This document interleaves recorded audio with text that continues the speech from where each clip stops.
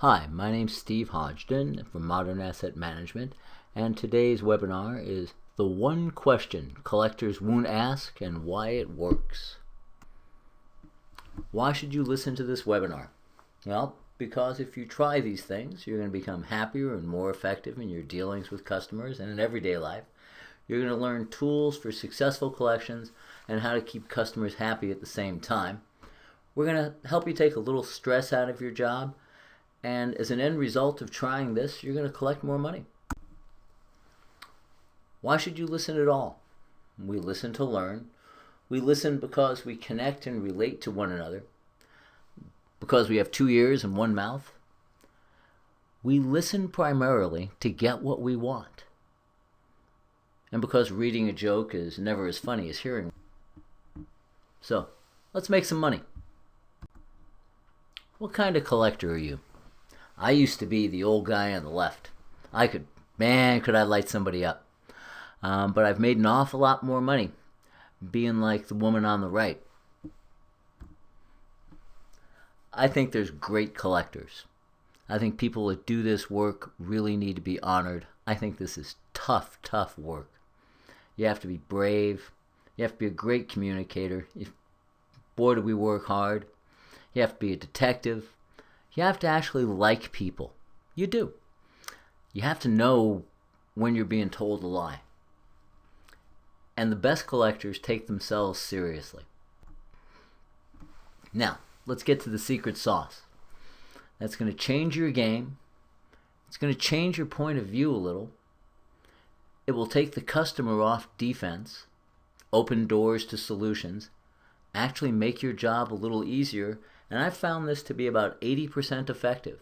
You can do this little exercise and still have the opportunity to go back to the things that you know work for you. It's one question. What happened? What happened? Ask it like you mean it. Ask it like you really want to know. And then allow the customer to have some time to tell you what unforeseen problem, what reason they had or didn't have to pay, everything other than here's my check that they're going to tell you. But this time, you're going to really hear them, whether you believe it's an excuse or not, whether it's valid to you or just another stall, and then you're going to feed it back to them. Oh, so you didn't pay because the car broke down? And you couldn't get to work? Is the car fixed? If they tell you what happened, then you're halfway to paying. If you're empathetic and listen, then their guard's going to come down, and your guard's going to come down, and it's going to be 2 human beings having a conversation. And then ask again, what happened? Take a moment and let the customer know you actually heard them. Feed something back. Oh, that must have been difficult. Wow, that's a lot to have to go through. Well, it sounds like it was just temporary. Well, that's good. Just this one action, taking time to make this one statement, is going to separate you from all the other collectors, landlords, and utilities that are calling them. This isn't their only bill. You need to do something to differentiate yourself from all the other people competing for money from this person's wallet. We all owe money to somebody, so don't judge. Engage instead. Relate. To get a successful arrangement, we need to go from us versus them to we. So here's some questions that may help. Did we help you by lending you this money? What did you use it for? We want to overcome the objection that the loan wasn't of any value. Would you have paid this back on time if you could have? Who says no? And give them time to tell you yes. Do you think of yourself as an honest person? Yes, that's a challenge. And you want them to tell you that, yes, I'm an honest person. And well, good. I try to be too. And then once you've established some rapport, then you go back to the things that we know how to do. We know how to close. We know how to problem solve and find a win-win solution. Well, you promised to pay this when you borrowed the money. Do you remember that? Do you have a solution? How many times do you have in your head that a consumer can only pay you $25 a month, and when you ask them for the arrangement, they say, well, I can give you $100. Right? And then I like to use words that appeal to our core value to be good people. How do you want to make this right? And let them choose. Let their moral compass dictate where you go. Sometimes, lots of times, people really do want to get things out of the way. They don't know how, and it's our job to help them.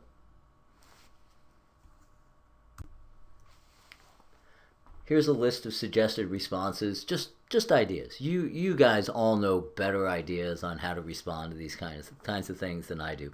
After all, I've only been doing debt collection for 34 years. My cat died. My uncle got kidnapped to wherever. So we know how to deal with that. The straight refusal. I try to ask more questions. I won't pay. Well, hang on. Didn't you say earlier that you would have paid at the time you took out the loan if you could have? So it's not a matter of you won't pay. You would have paid if you could have. Is that right? And then come back to what happened. I don't have any money. I can't pay. You can't get blood from a stone. Well, I've gotten lots of blood from lots of stones over the years. But this time, we want to feed back the same thing. That must be tough. That must be really hard. Well, what can you do? What can you do? Well, I can pay you on the next paycheck. Well, what happened to this payday? Why will things be different in 2 weeks? The best thing you can tell a collector is the check's in the mail, right? But what works for you? I'm hoping that's going to come out of this as a dialogue among you and your coworkers about what works for you. You're a professional bill collector too. You, better than I, know what life issues your customers have, and you know what works. And share that with your coworkers and have them share what works with you.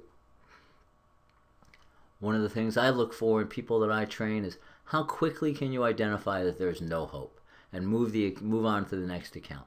And then move the account to the next department. Get it to the supervisor, get it to the legal department, close it, sell it, whatever you need to do to get somebody on the phone that will talk to you, that will tell you what happened, that will work with you to solve their problem. Right? So how do you keep goodwill and still generate revenue? And I think it comes from asking questions rather than making demands. I think the best demands come from questions where the consumer tells you what he can do to take care of his obligation. Oh, and a little closing is, how do you know when you're breaking the law?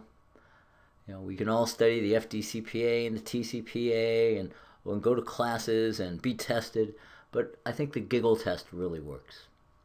So you've had that really tough talk off, and you finish that phone call, and you turn around to somebody in the next cubicle, and when you tell them that story, if they giggle, well, I think you probably went too far. So try this. Give it a try. You might like it. Engage with consumers and listen, relate, and take a chance and be human for a couple of minutes. I think you'll like your work better doing that. Right? And you can be a problem solver rather than somebody with just a heavy done. And if you do that, you're going to enjoy your work. Right? You're stuck here for 8 hours, right? Let's have some fun. Set some personal goals. Here's my contact information and my website if you're looking for more information about collections and solutions for improving accounts receivable. Thanks for listening to me. I'm Steve Hodgson. Enjoy.